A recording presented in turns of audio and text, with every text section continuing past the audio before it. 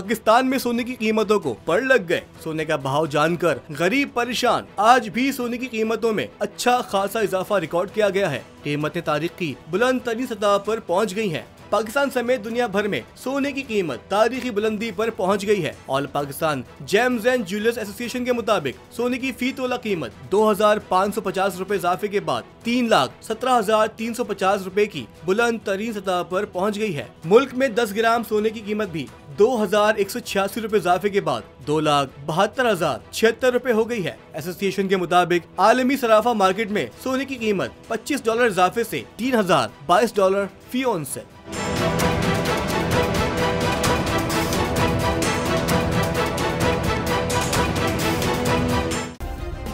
Subscribe करें और bell दबाएं ताकि कोई खबर रह न जाए।